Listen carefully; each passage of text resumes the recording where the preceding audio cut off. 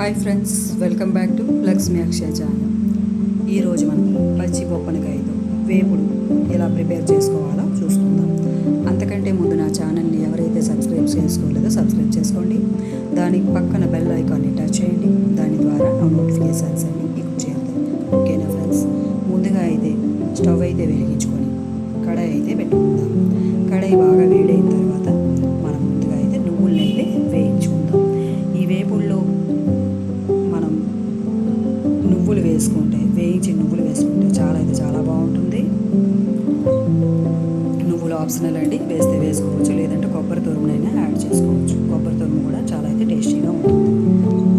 ఇప్పుడు మనం నువ్వులు పక్కన తీసి పెట్టుకొని కడాయి వేడైన తర్వాత ఆయిల్ అయితే వేసుకుంటాం. ఆయిల్ బాగా వేడైన తర్వాత పోపు సామాన్లు ఒకటిగా యాడ్ చేసుకుంటాం. ముందుగా అయితే జీలకర్ర, నెక్స్ట్ మినప్పప్పు,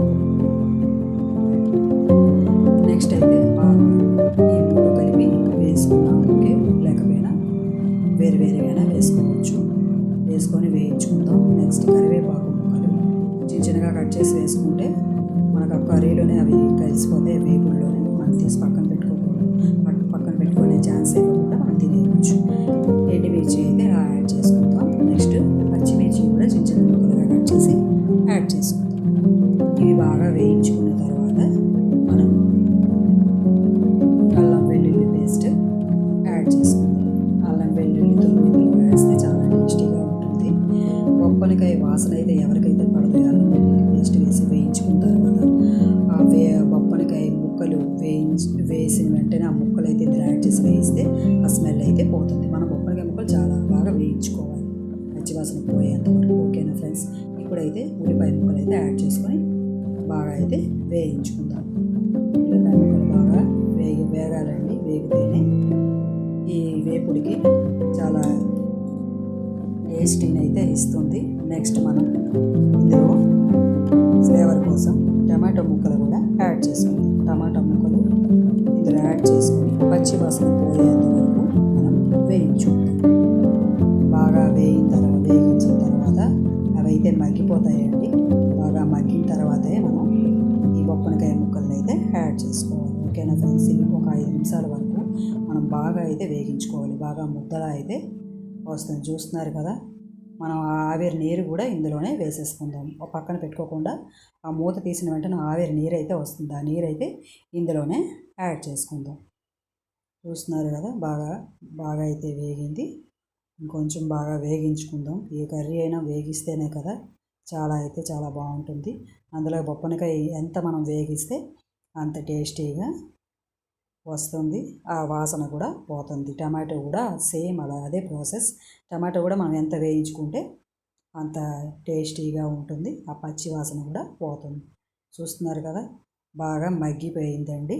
ఇప్పుడైతే మనం పసుపు నీళ్ళల్లో ఈ బొప్పనకాయ ముక్కలు ఉంచుకున్నాం కదా, ఆ బొప్పనకాయ ముక్కలు అయితే తీసి, చూస్తారు కదా, పసుపు యాడ్ చేశాను, అందుకే పసుపుగా కనబడుతున్నాయి. ఆ పసుపు అంతా నీరంతా తీసేసి ఈ ముక్కల్ని మనం ఈ వేయించిన తాలింపులో అయితే వేసుకుందాం. ఒకసారి అయితే కొంచెం కారం అయితే వేసుకుందాం. ఎవరికి ఎంత కారం కావాలో అంత. కొంచెం గరం మసాలా కూడా యాడ్ చేసుకుందాం. ఎక్కువ స్పైసీ కావాలనుకున్న వాళ్ళు ఒక 2 స్పూన్స్ వరకు కారం అయితే యాడ్ చేసుకోవచ్చు. సరిపడా ఉప్పునైతే యాడ్ చేసుకుందాం. ముక్కలు మనం పసుపులోని వేడి నీళ్ళలో కడుక్కున్నా ఓకే, లేదు మామూలు వాటర్లోని పసుపు వేసి ఈ ముక్కల్ని మనం కడిగేసి పెట్టుకున్న పచ్చి వాసన కూడా పోతుంది. అప్పుడే కొంచెం వాసన అయితే పోతుంది. ఆ పచ్చి వాసన ఉంటుంది కదా, ఆ వాసన పోతుంది. నెక్స్ట్ మనం ఈ కడాయిలోనైతే ఈ తాలింపులో అయితే వేస్తాం కదా, ఇప్పుడు మనం వేయించినప్పుడే స్మెల్ పూర్తిగా పోతుంది. ఎవరికైతే ఈ కూర నచ్చదో ఇలా చేసి పెడితే చాలా ఇష్టంగా అయితే తింటారండి. చాలా మంచిది హెల్త్కి. బొప్పనకాయ చాలా మంచిది కదా. హెమోగ్లోబిన్ ఎవరికైతే ఉండదో వాళ్ళు ఇది వీక్లీ 2 టైమ్స్ తీసుకుంటే హెల్త్కి చాలా మంచిది. బ్లడ్ కూడా అవుతుంది. నీరసం గట్రా ఉన్న వాళ్ళకి ఈ రెసిపీ చేసి పెడితే చాలా ఇష్టంగా అయితే తింటారండి. చూస్తున్నారు కదా, ఫైనల్గా అయితే మనం ఈ కొబ్బరి తురుమును అయితే యాడ్ చేసుకుందాం. నువ్వులు ఆప్షనల్ అండి, మీకు నచ్చితే మీరు వేసుకోవచ్చు, లేదు అంటే ఈ కొబ్బరి తురుముని కూడా మనం యాడ్ చేసుకోవచ్చు. మా ఇంట్లో కొబ్బరి తురుము వేస్తే తింటారు కాబట్టి నేను కొబ్బరి తురుముని అయితే యాడ్ చేశాను.